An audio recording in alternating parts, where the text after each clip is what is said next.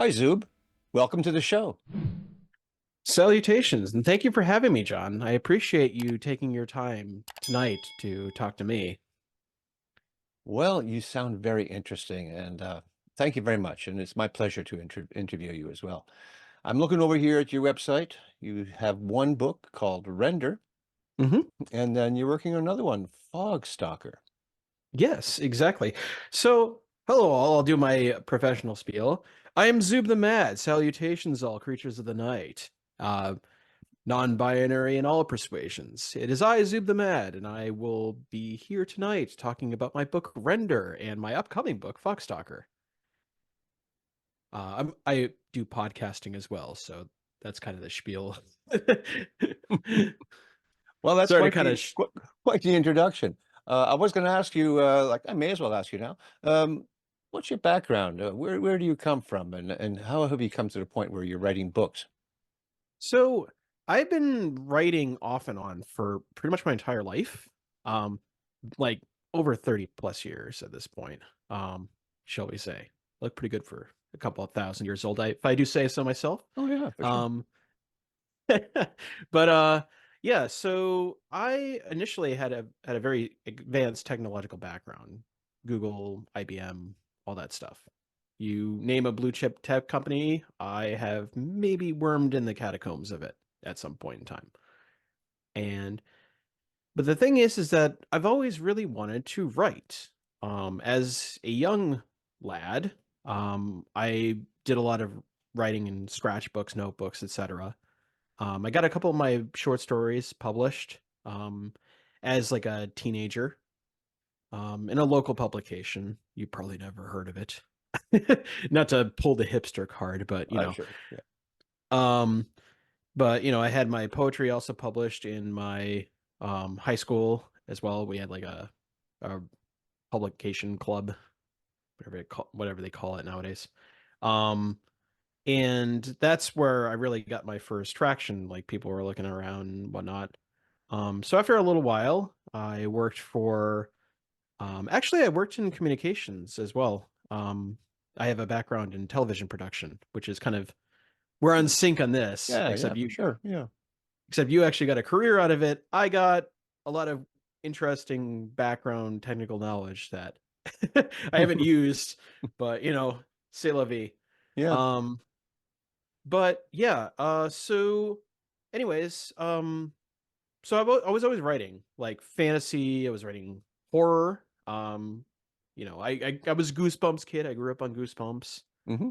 Um, and all the knockoffs therein because it was like just a whole plethora of different um, books of that persuasion that were going around the Scholastic book fairs at the time. Um, the classics, Stephen King, maybe not so classic Dean Koontz. That's an argument I'm not going to have. Okay. um, but there's some Koontz fans as well. I've read his books. They're all right. Um, but yeah, like a lot of classics inspiration as well as like Edgar Allan Poe, Lovecraft, despite his problematic personal life, shall we say. To be very politically correct about the whole situation. Everyone can do their own research on that and find that horrible rabbit hole. Okay. Um, but so yeah, so a lot of it was mostly just exploring, finding my fangs as a writer, as one could say. And eventually I my first real publication was for Silence Spark Press. Um, I published a couple of short stories from there, like Husk, like Ladders, I believe was also taken in for publication. Black Line was also taken in for publication, I believe, as well. So if you see a publication of that collective short stories from upcoming artists, by Nom de Plume is all over the place in there. So Hmm.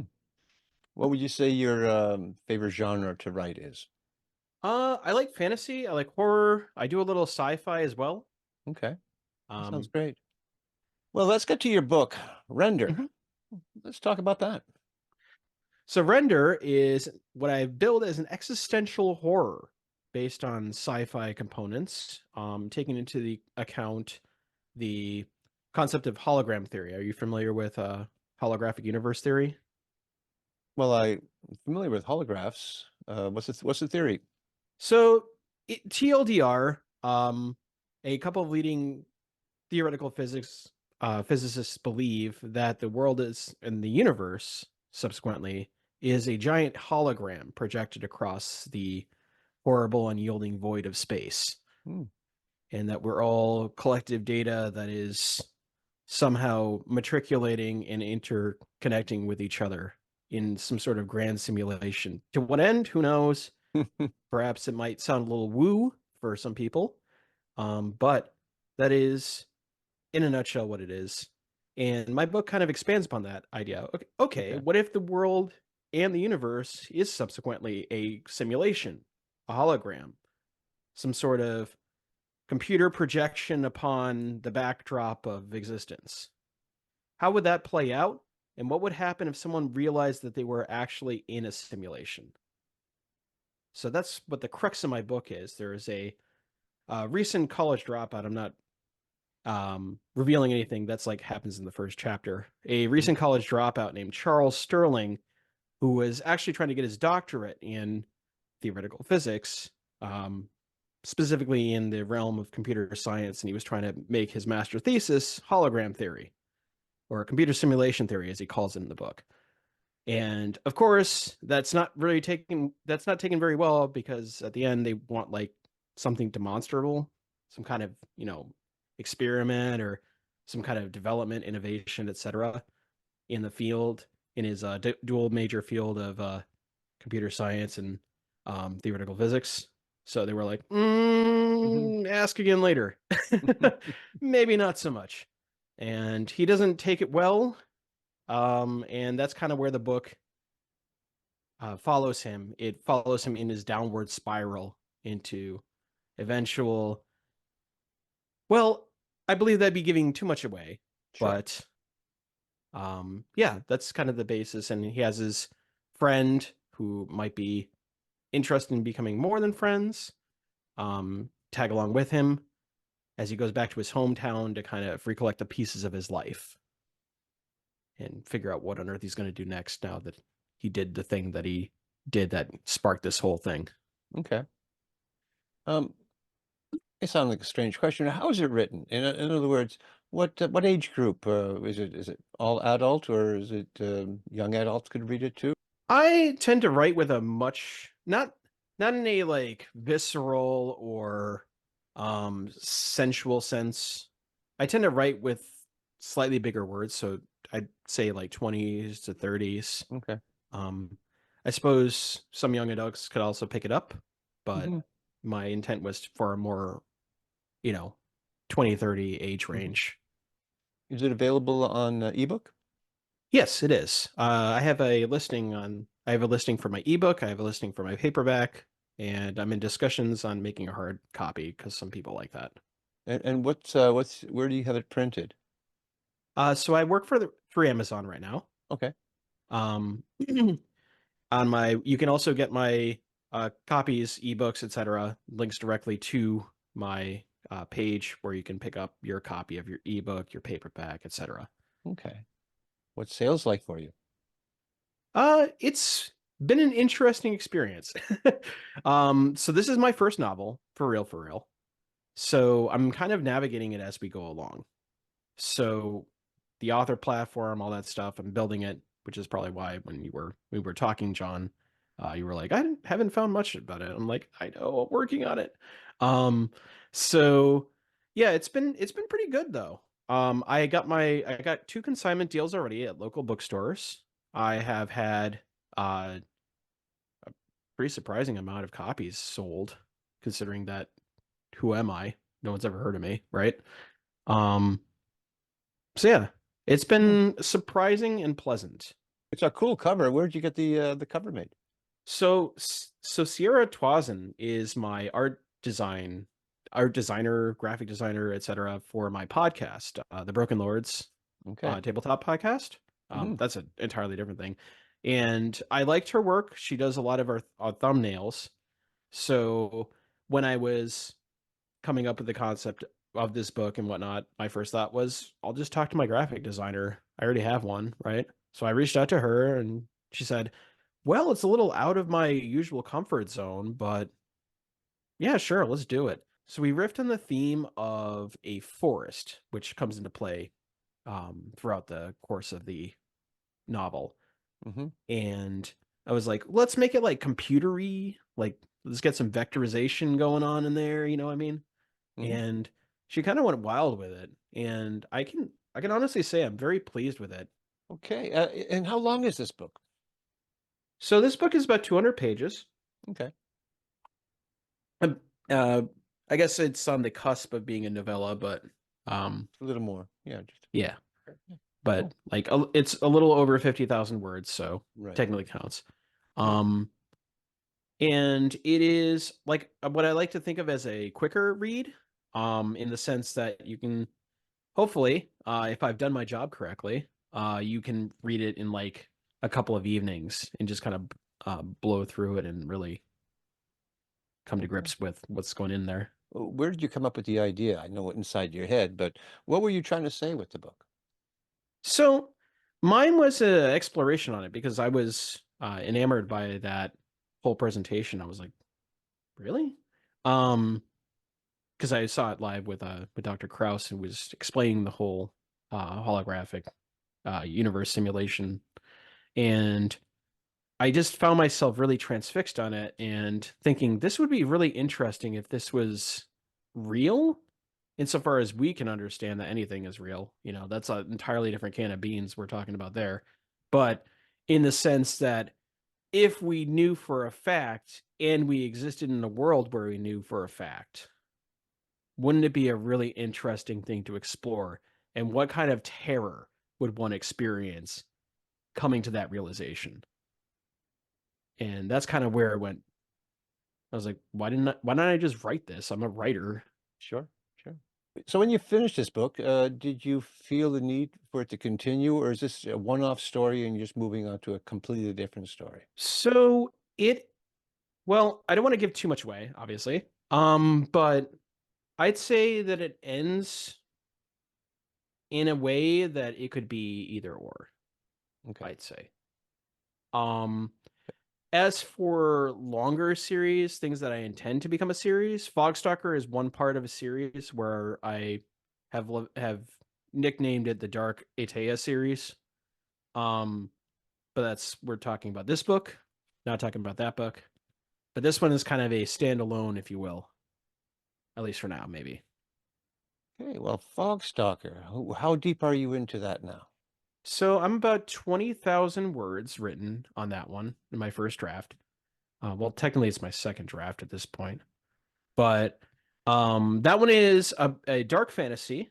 That one I'm super excited about. I mean, I was excited about getting this one out the door too, but I'm really excited about that one as well because that one explodes explores the concept of without giving too much away, flat Earth, and what if we actually lived on a flat Earth, and what sort of economics, what sort of imperialism you would see, and let's just say because I'm a horror writer, you kind of know that it's not going to end up being a good world.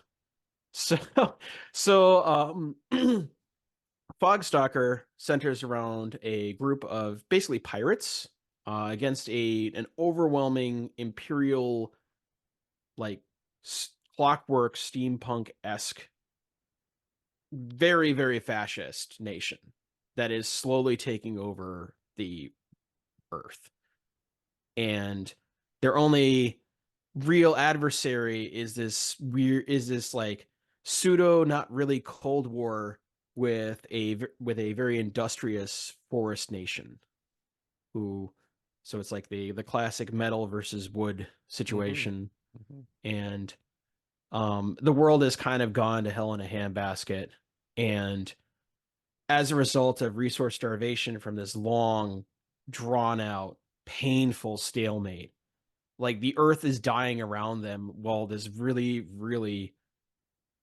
really stubborn and kind of stupid and very xenophobic nation slowly brings the world to an end.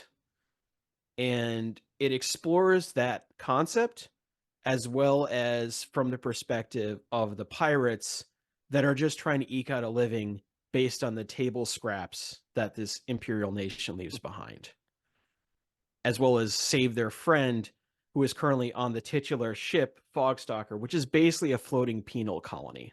Okay. Well, it sounds like things go from bad to worse in your stories. Is that the case? I like to say that I'm a very happy person. No, that's okay. Because I have a I love dig Kafkaesque stories. It's kind of fun. but everyone always asks me if I'm okay. Like my first beta reader who read the draft of this is like, Zoob, do you need therapy? Are you good? Like, I'm fine. I'm good. I have good friends. I have now now I have some bright horizons in the romantic perspective. Like Sure, I'm doing good. sure. It's just this is how my imagination Yeah, works. yeah. Well, I guess like me. I mean, we look around the world and we see things that are really going to hell in the handbasket, they say, and then we just write about it. Yeah. In my case, still a happy ever after guy. Things are really bad, but in the end, it's all good. So that's just my style. Um, but yeah, I don't mind things going from bad to worse. That makes for good stories as well. Dystopian kind of thing, right? Yeah. Yeah. Well, this one's kind of like I'd say the closest analog I could think of is if you think of the Imperium of Man from Warhammer 40K. I don't know how deep down the nerd rabbit hole you are, No, but that's a video game or computer game? it's a tabletop series made by Games Workshop that is Right. spun off into video games, has spun off into novels, has spun. It's a Yeah, it's it's a never whole been my expanded thing. universe. Yeah. Yeah, But but I've heard of it. I've heard of it.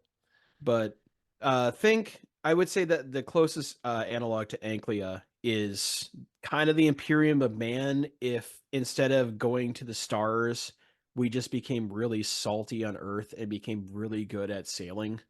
Yeah. Right. So.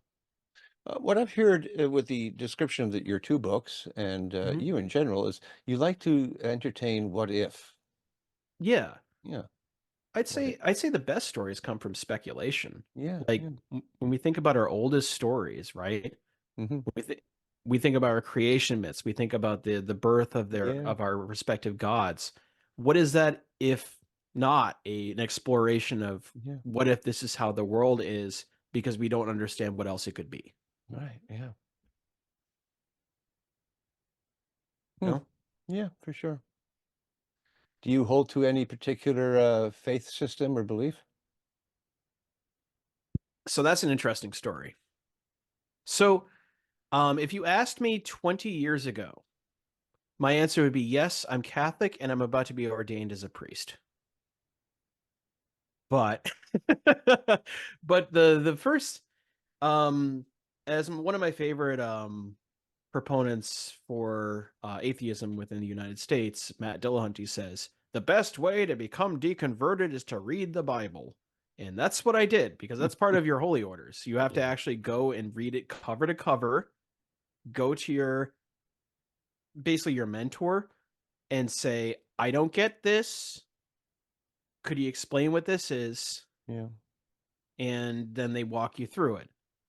But that is an absolute mandatory that's mandatory for a prospective pastor is you have to read it cover to cover, then go to seminary, then read it again, then internalize it. Anyways, long story short, I've read it. I was like, holy crap, this is the greatest work of horror I've ever read. This is terrifying. No wonder why people are so Yeah. scared. Yes, right. And Yeah. holy mackerel, this is monstrous. So immediately after that, I was like, oh, I guess I just don't believe in this anymore. Hmm. So I explored a lot of avenues. I was initially, after I left Catholicism, I tried some neo-paganism. I was a Wiccan for a little while. I had a couple of Wiccan friends, and they kind of were like, come join us. We have cookies. And I was like, all right. So I went over there for a little while, and I was like, this is not really my thing. So I explored some other options. Like I explored Islam for a little bit, and I was like, not for me. Traditional Judaism, I was like, that means I have to accept the Old Testament wholesale, and that's the most horrifying part That's of the worst my. part, yeah. It was like horrifying, and I'm like, kudos to you, kudos to you if that's what you believe, because man, I can't do it. I Yeah, can't. It's not for me. yeah, So, and then in a really weird turn, I became a LaVeyan Satanist for a while, which is okay, different from the Church of Satan. sure. Um, and then I went to Buddhism, then I went to Taoism, then I went to like pantheism, and then I was like, this is just atheism with extra steps. Yeah, welcome to the club. Yeah. Yeah, you're telling my story. And in fact, my trilogy covers my journey uh, out of Pentecostalism and then followed by deism for 11 years. I didn't know it was called deism. I just figured, oh, there's got to be a God. Look at the trees, right? Yeah. Yeah, I was 57 when I finally declared myself an atheist. There's Really? something about you, and I could just tell that you've had this journey, and I'm glad I asked that question because it's a sensitive question, and people sometimes don't like to talk about that. And I don't talk about it on my show, but hey, I feel comfortable here. Oh, I appreciate it. Yeah. And thank you for sharing that with me, John. And I think it's one of those things that people it's one of those taboo subjects that people are like, you know, don't talk about it. Hmm. What did they say in the army a long time ago about, the nature of homosexual recruits? It was like don't ask, don't tell. That's what it Something like was. that. Yeah, I've heard that. Yes. And we have a very don't ask, don't tell culture. It's at least in the States. Yeah. Um, and unfortunately, those that do tell, not to make this too political, have kind of make it kind of uncomfortable for the rest of us. That's what I hear. And yeah, so it's good that we have those discussions open and outright, but and being insofar as we can have an open dialogue about the nature of firmly held beliefs, Yeah. but at least come to an accord and have some sort of coexistence going on. So Yeah, what's your it's podcast about? so my podcast is a bit of a dovetail into what I'm doing already. I get a bunch of my friends together, and we do what's called an actual play. You're familiar with D&D, right? Yes, I've seen it played. Okay. So imagine people recording a D&D session, Okay. but our gimmick is that instead of doing D&D, we do other systems that are kind of like D&D, but have different either settings, different rule sets, etc. And we give a spotlight to these independents. Um, and we play their game on stream and or Hmm. not on stream, we record it Yeah. on record and whatnot, and we make our own stories. A couple of our series are based on settings and timelines within universes that I'm currently constructing in the form of novels. Hmm. And my friends either play the role of the characters that are interacting with the world, or some seasons we trade off and they get to be the world creator, the game master, whatever you want to call it. Yeah. Well, I guess I'm showing my age. I feel so old when I hear this stuff. I mean, it's fascinating, I bet if I was 30 years younger, I'd be into it too. I mean, it's never too old. It's never too late. Oh, I got other interests. Yeah, I play guitar every day. I mean, I write music and Oh, I did see yeah, that. yeah. So I got enough interest in hobbies, and but it is fascinating. I like when someone's passionate about something. I don't have to share that interest as well, but I can see you're really into it, and I like that. I firmly believe that all we really have in life is our passion and our time. Hmm. And if you're wasting either, what are you doing with it? Here's a question: Do you ever get bored? I try not to be. Yeah.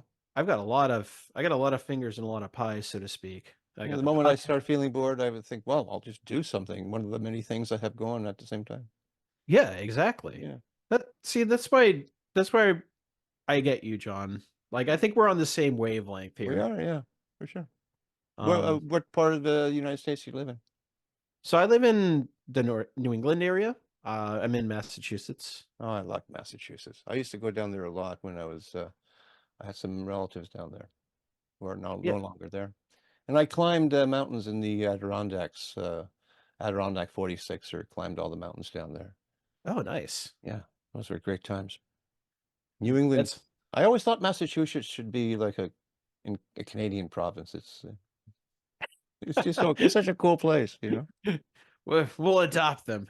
Yeah, We're almost getting Maine. We might as well get Massachusetts too. yeah, right. Yeah. No, it's Well, a very nice area. is there anything else you want to talk about pertaining to the stuff you're doing? Well, let's see. Foxtalker I'm talking about. There's another book I haven't put on the website yet, and that one is actually the novel that I alluded to at the beginning of this whole conversation, where I was like, well, technically I wrote a book 20 Hmm. years ago, Yeah, but I still have to redraft it. yeah. Um Actually it was more than 20 years ago. I was 12 when I wrote my first draft of this. Hmm. Um it's going to I'm my tentative working title for it, because I can never decide on what the title is A Maze of Spines. And this one's a little tell me about your book exclusive. Okay. um, shall we say. So A Maze of Spines is actually a sci-fi horror that takes place on an abandoned penal colony in like a supermax prison that's just floating around in void space. There, so without getting too far into the lore, because at this point in time, like this would be just a lore dump, and no one likes lore dumps. Um, the TLDR is that we went out to space this time. We didn't get stuck on the horrible Pirates of Dark Water, flat Earth situation. Hmm.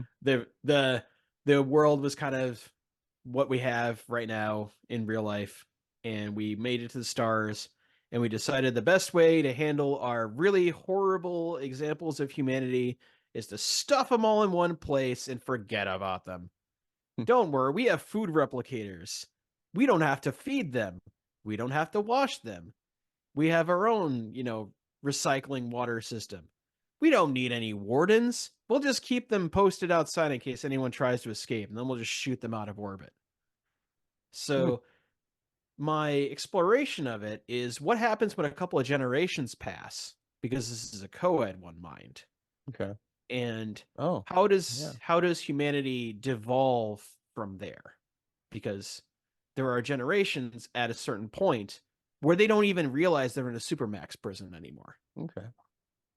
And what would that culture be like as they try to make sense of the world around them? And would they even have reading comprehension anymore after a certain point? Like, what if Well, 1,000 years go by? yeah, another what if. Sounds Yeah. fascinating. Yeah, yeah. Wow, great. I've had a wonderful time talking to you. Well, I have had a wonderful time talking to you, John. Yeah, yeah.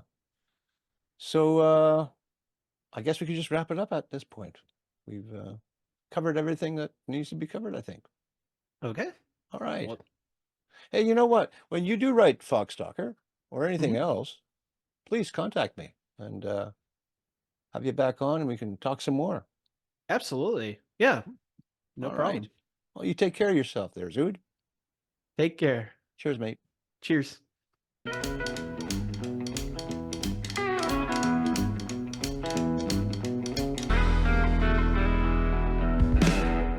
Thank you for watching. If you like what I do here on Tell Me About Your Book, then please consider hitting that like button and leaving a comment. You can also subscribe and ring that bell because I release 2 episodes per week, one on Wednesdays and one on Saturdays. And if you are an author, I would love to hear from you. Until such time, keep on writing and be kind to one another.